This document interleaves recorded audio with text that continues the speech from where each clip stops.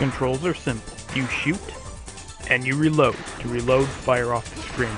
The arcade cabinet told you specifically where to reload, but you don't have to shoot there. I can only imagine this was put in because one of the playtesters said, "Shoot outside the screen? Where?" If you get hit, you lose 1 life as well as any power-ups you may have had. You will occasionally see law-abiding citizens.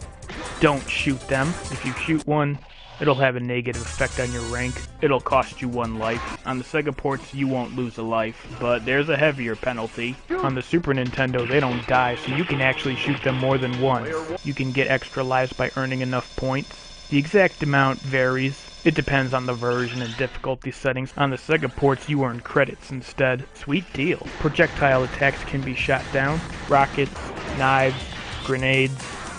Some destructible objects can be used to take out enemies. They can also kill innocent people. However, innocents killed in this manner do not count against you. On the Sega ports, the environmental kills were removed. In fact, virtually all destructible objects were removed. Super Nintendo loses a few too. At the end of each level, you get a rank based on your performance. There are 6 ranks. Patrolman, detective, sergeant, lieutenant, captain, commander.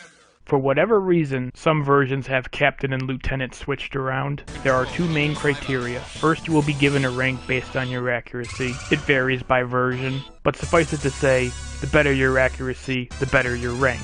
Logical, right? The second criteria is how many innocent people you may have shot. If that number happens to be greater than 0, you will be lowered 1 rank. Sega ports do this totally differently. The criteria is the same, but the requirements are different. It uses more of a linear progression. You begin the game as a patrolman. If your accuracy is high enough, you will earn a promotion. The requirements change based on difficulty. I'm not 100% certain, but I believe it's 60% on easy, 70% on normal, and 80% on hard. If you meet the minimum accuracy requirement, you get promoted 1 rank. If you can manage to pull off 95% accuracy, you get promoted 2 ranks. However, this time around, you will be demoted 1 rank for every innocent person you shoot. And on that note, Sega ports also have performance quotas. Even if you manage to complete a stage, if you do so poorly, you'll have to redo the stage. There is one exception. The chemical plant does not have any quota. Now, the actual requirements are hard to explain. Basically, you need to maintain a decent amount of accuracy and avoid killing innocent people. That's the simple version. To be more specific though, it seems like the requirement is to be at least 1 rank higher than when you started the stage, meaning that you can get a double promotion, kill 1 innocent person,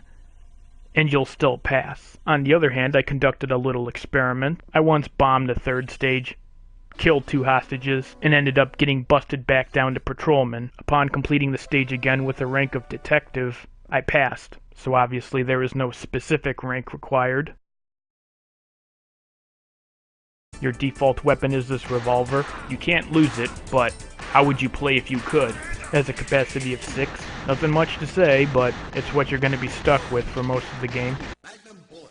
Well, one of these things is not like the others. What, are you picking up a Magnum or are you just changing ammunition? Magnum has a capacity of 6. It's got a bigger hit radius. I mean, damn, look at the size of that thing. It's as big as this guy's head. How big are these bullets? The weapon also has penetration. It goes through solid objects to hit enemies hiding behind them. You could also hit more than 1 enemy, but that also goes for civilians, so watch out.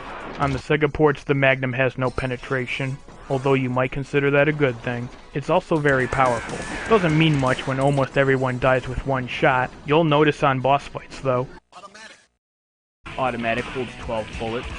Otherwise, it has no special characteristics, but with a magazine this big, it doesn't really need anything else. Capacity is 6 shells. This weapon has a huge blast radius. Really easy to hit things even if your aim's not so good. You might even get more than 1 enemy in 1 blast. However, you do need to be mindful of civilians. The shotgun's also powerful, although you probably won't ever get to use it against tougher enemies. The rifle has burst fire functionality. Depending on how long you pull down the trigger, anywhere from 1 to 3 bullets are fired. On the Super Nintendo and Sega ports, it will always fire 3 bullets whenever you pull the trigger. Fortunately, despite my fears, upon research I found that each burst only counts as 1 shot, regardless of how many bullets you actually fired. And that's a very good thing. Otherwise, if you use 3-round bursts, you would only have 33% accuracy. Or at least it does on the Sega ports. However, that's due to necessity. What's more is on the Sega ports, they don't even appear on the harder difficulties. It holds 12 bullets, which would allow for 6 2-round bursts or 4 3-round bursts. Honestly, there's not much point to this. I guess the extra bullets are nice if you miss, or if there happens to be another bad guy behind the guy you're currently shooting at, but by the same token, you'd have to watch out for civilians. Honestly, it's not really that good. And what kind of a rifle can only hold 12 bullets anyway? Well, it's a submachine gun, but whatever. This weapon fires continuously as long as you hold down the trigger, otherwise has no special characteristics. Has a capacity of 36 bullets. The Super Nintendo and Sega ports cut this number down to 28. Either way though, what's up with the magazine sizes? However, it has one fatal drawback. You can't reload it. Those 36 bullets are all you're going to get, which negates almost all the strengths of the weapon.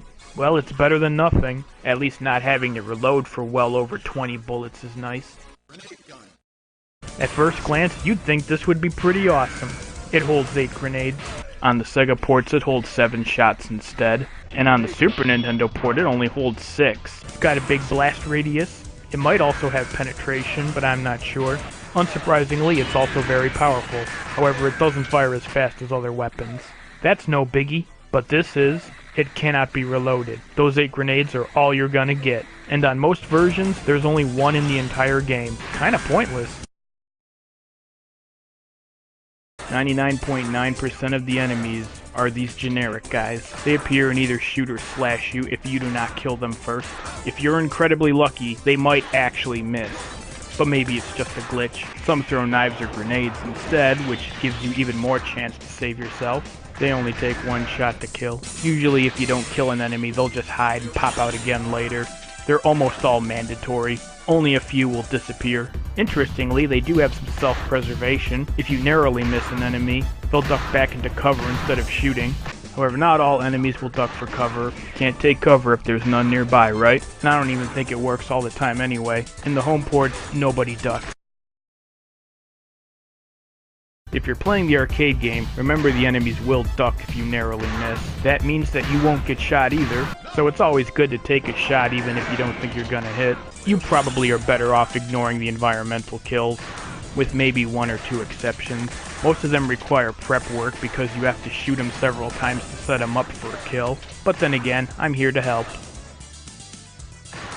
You probably won't have to choose, but if you do, the automatic is arguably the best power-up in the game. You just can't argue with a large magazine. The Magnum is also nice for its power and penetration, and the shotgun for its big blast. The rifle is meh. I wouldn't give up anything else for it. And under no circumstances should you give up any power-ups for the machine gun or grenade gun. Only grab them if you're empty-handed. With 2 specific exceptions, the bosses have momentary invincibility after each hit, so hammering the trigger on them is just a waste of your accuracy and energy. And on the Sega ports, this can actually ruin your game.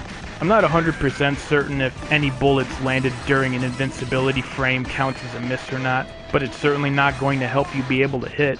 Well, sorry to disappoint you, but there really isn't anything here. I found 1 cheat code, but only for the Super Nintendo, and I don't think it even works. But in case it does, you need a controller for this one. You might need to use 2-player mode if you want to use the gun. First, pause the game. Then press up 3 times, down 3 times, left once, right 3 times, B once, A 4 times, start. This purportedly gives you 8 more credits.